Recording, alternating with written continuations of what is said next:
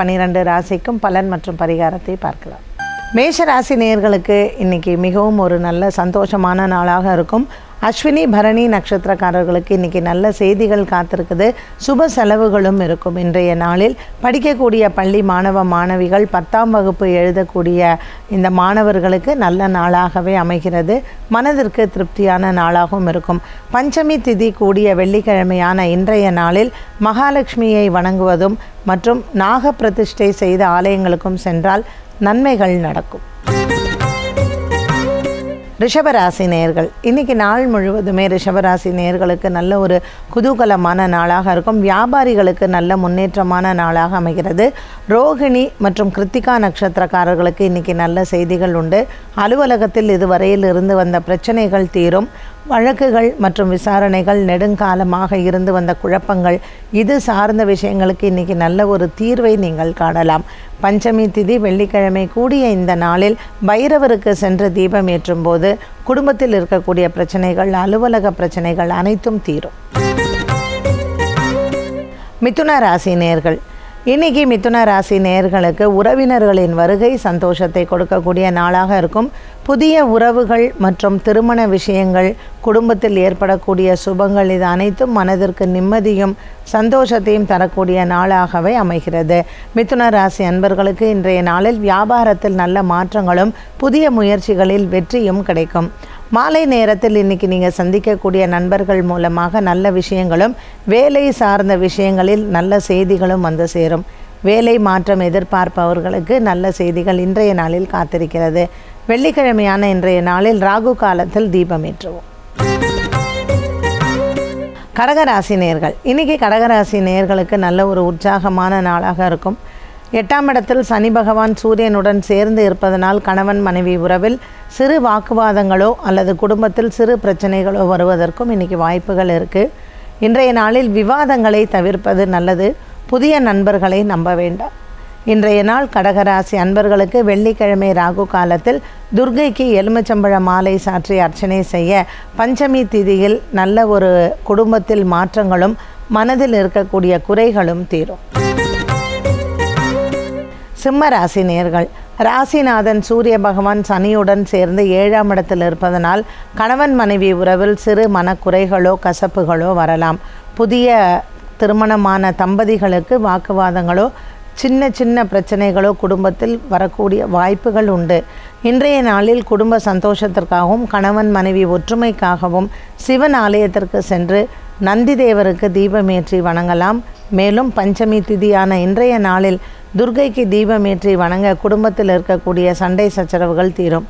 நீண்ட காலமாக வழக்குகள் விசாரணைகள் இருப்பவர்களுக்கு பைரவருக்கு தீபமேற்றலாம். கன்னிராசி நேயர்கள் இன்றைக்கி கன்னிராசி நேயர்களுக்கு சந்திராஷ்டம தினமாக அமைகிறது. இன்றைய நாளில் இந்த கன்னிராசி அன்பர்களுக்கு மனதில் இருக்கக்கூடிய குறைகளும் தீரும். உத்திரம் நட்சத்திரக்காரர்கள் இன்று பச்சரிசி தானம் செய்வதோ அல்லது அன்னதானங்கள் செய்வதோ சந்திரனுக்கு உண்டான நல்ல பரிகாரமாக அமையும். 8ஆம் இடத்தில் இருக்கக்கூடிய சந்திர பகவான் கன்னிராசி நேயர்கள் இன்று முக்கிய முடிவுகளை தவிர்க்கலாம். புதிய ஒப்பந்தங்கள் கையெழுத்திடுவது மற்றும் புதிய நண்பர்களை சந்திப்பது, வியாபாரம் சம்பந்தப்பட்டவர்களை சந்திப்பது, இது அனைத்தையுமே இன்று ஒத்தி வைப்பது சிறப்பு. வெள்ளிக்கிழமை ராகு காலத்தில் தீபமேற்றி துர்க்கையை வணங்கினால் உடல் ஆரோக்கியங்கள் மற்றும் மனதில் இருக்கக்கூடிய குறைகள் தீரும். துலாம் ராசி நேயர்கள் இன்றைக்கி நாள் முழுவதுமே துலாம் ராசி நேயர்களுக்கு நல்ல ஒரு சந்தோஷத்தை கொடுக்கதாக இருக்கும். ராசியில் இருக்கக்கூடிய கேது பகவான் மற்றும் 7ஆம் இடத்தில் இருக்கக்கூடிய ராகு பகவான் சந்திரனுடன் சேர்ந்து இருப்பதனால் கணவன் மனைவியிடையே வாக்குவாதங்கள் வரலாம். வேலை சம்பந்தப்பட்ட விஷயங்களில் மாற்றங்கள் எதிர்பார்ப்பவர்களுக்கு இன்றைய நாளில் அதற்கான நல்ல செய்திகள் வந்து சேரும். நீண்ட நாளாக இருக்கக்கூடிய கடன் பிரச்சனைகளுக்கு இன்று நண்பர்கள் மூலமாக தீர்வுகள் கிடைக்கும். இன்று நீங்கள் எடுத்த காரியத்தில் வெற்றியும் உண்டு. பல நாட்களாகவே நண்பர்களிடத்தில் இருந்து வந்த மனக்கசப்புகள் நீங்கி உறவுகள் ஒன்றுபட இந்த நாள் ஏற்றது.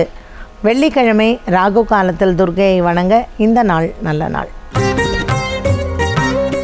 விருச்சிக ராசி நேயர்கள் இன்றைக்கி நாள் முழுவதுமே விருச்சிக ராசி நேயர்களுக்கு கொஞ்சம் அலைச்சல்கள் அதிகமாக இருக்கும். புதிய நண்பர்கள் மற்றும் புதிய அறிமுகங்கள் இவர்களினால் இன்று உங்களுக்கு அலைச்சல்கள் ஏற்படலாம். மனதில் இருக்கக்கூடிய குறைகளும் தீரும். பல காலமாகவே இருந்து வந்த கோர்ட்டு பிரச்சனைகள் மற்றும் விசாரணைகள் இதற்கு இன்று நண்பர்கள் மூலமாக நல்ல தீர்வுகளும் கிடைக்கும், செலவுகளும் இருக்கும். இன்று வெள்ளிக்கிழமை பைரவருக்கு சென்று தீபம் ஏற்றுவது மற்றும் அகோர வீரபத்ரருக்கு வெற்றிலை மாலை சாற்றி அர்ச்சனை செய்ய மனதில் இருக்கக்கூடிய குறைகள் தீரும் மற்றும் வழக்குகளிலும் உங்களுக்கு வெற்றி கிடைக்கும். தனுசு ராசி நேயர்கள், இன்று நாள் முழுவதுமே தனுசு ராசி நேயர்களுக்கு நல்ல ஒரு உற்சாகமான நாளாக அமைகிறது. கணவன் மனைவி உறவு சிறப்பாகவே அமையும். மேலும் இன்றைய நாளில் புதுமண தம்பதிகளுக்கு நல்ல செய்திகளும் வரலாம். குடும்பத்தில் சுப செலவுகள் ஏற்படும். நீண்ட நாளாக குழந்தை பாக்கியம் எதிர்பார்த்தவருக்கு இன்று இந்த செய்திகள் உங்களுக்கு மனதிற்கு திருப்தியும் குடும்பத்தில் சந்தோஷத்தையும் கொடுக்கும். காதலர்களுக்கு நல்ல ஒரு வெற்றியான நாளாகவும் அமைகிறது. முருகன் வள்ளி தெய்வானையை வணங்கி இன்றைய நாளில் அர்ச்சனை செய்து கொள்ளலாம். மேலும் வீரபத்ரருக்கு இன்று வெற்றிலை மாலை சாற்றவும். மகர ராசி நேயர்கள், 10ஆம் இடத்தில் இருக்கக்கூடிய கேத்து பகவான் இன்று வேலை சம்பந்தப்பட்ட விஷயங்களில் உங்களுக்கு நல்ல மாற்றத்தை கொடுப்பார். புதிய வேலை வாய்ப்புகள் மற்றும் வேலை நிமித்தமாக நீங்கள் எதிர்பார்த்த நல்ல செய்திகளும் இன்று வந்து சேரும். வெளிநாட்டுக்கு வேலை தேடுபவர்கள் மற்றும் பிற இடங்களில் வேலை தேடுபவர்களுக்கு இன்று அது சம்பந்தப்பட்ட செய்திகள் திருப்தியும் மனதில் இருக்கக்கூடிய குறைகளும் தீரும். வெள்ளிக்கிழமை பஞ்சமி திதியான இன்றைய நாளில் மகாலட்சுமிக்கு தீபமேற்றி வணங்கலாம். பெருமாள் ஆலயத்தில் இருக்கக்கூடிய கருடனுக்கு தீபம் ஏற்றி வணங்க உங்கள் மனதில் இருக்கக்கூடிய குறைகள் தீரும். 7:30 சனிக்கு இது ஒரு நல்ல பரிகாரமாகவும் அமைகிறது. கும்பராசி நேயர்கள், குடும்பத்தில் சின்ன சின்ன குழப்பங்கள் மற்றும் உடல் ஆரோக்கியத்தில் இருக்கக்கூடிய பிரச்சனைகள் தீரும். கும்பராசி நேயர்களுக்கு சூரியன் மற்றும் சனி பகவானின் சஞ்சாரம் மனதில் இருக்கக்கூடிய குறைகள் இன்று தீரக்கூடிய நாளாக அமைகிறது. குடும்பத்தில் இருக்கக்கூடிய சண்டைகள் மற்றும் உறவினர்களால் ஏற்படக்கூடிய குழப்பங்களும் தீரும். கும்பராசி அன்பர்களுக்கு இன்று விநாயக பெருமானை வழிபாடு செய்து அபிஷேகங்களும் அர்ச்சனைகளும் செய்யலாம். வெள்ளிக்கிழமை பஞ்சமி திதியான இன்றைய நாளில் கருடனுக்கு தீபமேற்றி வணங்க ஜென்மத்தில் இருக்கக்கூடிய சூரியனுக்கும் சனிக்கும் நல்ல பரிகாரமாக அமைகிறது. மீனராசி நேயர்கள், இன்றைக்கி நாள் முழுவதுமே மீனராசி நேயர்களுக்கு சற்று ஏமாற்றங்களை சந்திக்கக்கூடிய நாளாக இருக்கும். எதிர்பார்த்த பண உதவிகள் சற்று தாமதப்படலாம் அல்லது எதிர்பார்த்த வேலைகள் இன்று நடக்காமல் போகலாம். இன்றைய நாளில் 8ஆம் இடத்தில் இருக்கக்கூடிய கேத்து பகவான் சற்று தடங்கலாகவே இருப்பார். ஆகவே வெள்ளிக்கிழமை பஞ்சமி திதியான இன்றைய நாளில் மகாலட்சுமிக்கு தீபமேற்றி வணங்கலாம். மேலும் அம்மன் ஆலயங்களுக்கு ராகு காலத்தில் சென்று எலுமிச்சம்பழ மாலை சாற்றி அர்ச்சனை செய்யலாம்.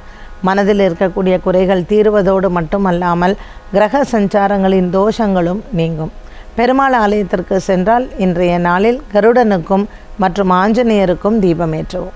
இன்றைக்கி யாருக்கு சந்திராஷ்டமம் அப்படின்னு பார்த்தோம்னா, இன்றைக்கி கன்னிராசியில் இருக்கக்கூடிய உத்திரம் நட்சத்திரக்காரர்களுக்கு இந்த சந்திராஷ்டமத்தில் இவங்க இன்றைக்கி என்ன செய்யலாம்? வெள்ளிக்கிழமை பஞ்சமி திதி அவசியம் இன்றைய நாளில் கருடனுக்கு தீபமேற்றி வணங்குவது ரொம்ப நல்லது. பச்சரிசி மற்றும் வெல்லம் இதை ஆலயத்திற்கு தானமாகவும் கொடுக்கலாம். சந்திரனினால் ஏற்படக்கூடிய தோஷம் தீரும். வெள்ளிக்கிழமை பஞ்சமி திதியில் ஏற்படக்கூடிய இந்த சந்திராஷ்டமத்திற்கு சர்ப்பம் சார்ந்த ஆலயங்களில் சென்று தீபமேற்றுவது சிறப்பு. ஜோதிடமும் அறிவியலும் இந்த பகுதியில் இன்றைக்கி நம்ம என்ன தெரிஞ்சுக்கணும் அப்படின்னு சொன்னால், பொதுவாகவே இந்த புருவங்களுக்கு இடையே இருக்கக்கூடிய இந்த நெற்றி பொட்டு அப்படின்னு சொல்கிறோம் இல்லையா, பெண்கள் எப்பொழுதுமே இந்த இடத்துல ஒரு சின்ன பொட்டு அவசியம் வைக்கணும்.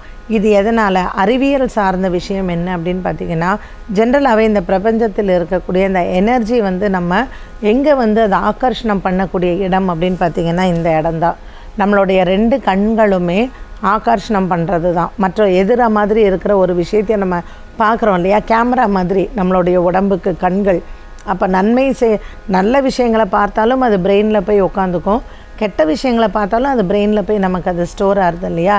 ஸோ அதை ஒரு திரை மாதிரி தடுப்பது என்ன அப்படின்னா இந்த பொட்டு தான். இதை அதனால் என்ன பண்ணுவாங்க, குழந்தைங்களுக்கு திருஷ்டிக்காக கருப்பு நிறத்தில் அந்த குழந்தைங்களுக்கு நெற்றியில் பொட்டு வைப்பாங்க. அதே மாதிரி கன்னத்துலேயும் கருப்பாக பொட்டு வைப்பாங்க. கண்கள்லேயும் நமக்கு மையிடணும் அப்படிங்கிற ஒரு தாத்பரியம் நம்மளுடைய கலாச்சாரத்திலே உண்டு. இதெல்லாம் எதற்காக அப்படின்னு பார்த்திங்கன்னா, வெளியில் இருக்கக்கூடிய அந்த நெகட்டிவ் எனர்ஜி நம்ம உடம்புக்குள்ளே போகாமல் இருக்க அது ஒரு தடுப்பாக, ஒரு ஷீல்டு அப்படின்னு சொல்கிறோம் இல்லையா, ஒரு தடுப்பாக நமக்கு அமைகிறது. ஜோதிட சந்தேகம் பகுதி. இதில் ஒரு நேயர் கேட்டிருக்கிற கேள்வி என்ன அப்படின்னு பார்த்திங்கன்னா, ஜாதகத்தில் ஒரு ஜோசியத்தை கொண்டு போய் காமிச்சாலே பொதுவாக உனக்கு அந்த தோஷம் இருக்குது, இந்த தோஷம் இருக்குது அப்படின்னு சொல்லிட்டு நல்ல விஷயங்களை சொல்கிறதுக்கு பதிலாக நிறைய நெகட்டிவாகவே சொல்லுவாங்க. இதில் மொத்தம் எத்தனை தோஷம் இருக்குது அப்படின்னு சொல்லிட்டு அவர் கேட்டிருக்கிறார். ஃபஸ்ட்டு தோஷம் அப்படிங்கிற வார்த்தைக்கு என்ன அர்த்தம் அப்படின்னா பார்வைன்னு அர்த்தம். ஒரு கிரகம் பார்க்குது இல்லையா? இப்போ நமக்கு இன்றைக்கி இருக்கக்கூடிய கிரக நிலைகள் நம்ம எடுத்துட்டோம்னா மீன ராசியில் குரு பகவான் இருக்கிறாரு, 2வது இடத்துல மேஷத்தில் ராகு இருக்கிறாரு, இன்றைக்கி சந்திரனும் ராகுவோடைய தான் இருக்கார். அப்போ அவங்க பார்க்கக்கூடிய பார்வைன்னு சொல்கிறது. இப்போ குரு அங்கேருந்து எந்த ராசியெல்லாம் பார்க்குறாரு? அவர் மீன ராசியில் இருக்கும்பொழுது 7ஆம் இடமாக கன்னி ராசியை பார்க்கிறார். 8ஆம் இடமாக நமக்கு துலாத்துலேருந்து நம்ம பார்த்தோம்னா அது 6ஆம் இடமாக இருக்கும். இப்போது குரு பகவானோ சனி பகவானோ எந்த இடத்துலேருந்து உட்காந்து பார்க்குறாங்க அப்படின்னு அதைத்தான் தோஷம் அப்படின்னு சொல்கிறோம். ஸோ தோஷத்தில் எத்தனை வகை அப்படிங்கிறதே கிடையாது. கிரகங்களினுடைய பார்வையை நாம் தோஷம் அப்படின்னு சொல்கிறோம். மனிதனினுடைய பார்வையை திருஷ்டின்னு சொல்கிறோம் இல்லையா? அதே போல தான். அதனால் தோஷத்தை பற்றி நம்ம பயப்படவும் வேண்டாம், அதற்கு ரொம்ப நம்ம முக்கியத்துவம் கொடுக்கவும் வேண்டாம். என்ன நேயர்களே, இன்று நன்று நிகழ்ச்சி உங்களுக்கு மிகவும் பிடிச்சிருக்கும், பயனுள்ளதாக இருந்திருக்கும்னு நினைக்கிறேன். மீண்டும் உங்களை சந்திக்கும் வரை நன்றி, வணக்கம்.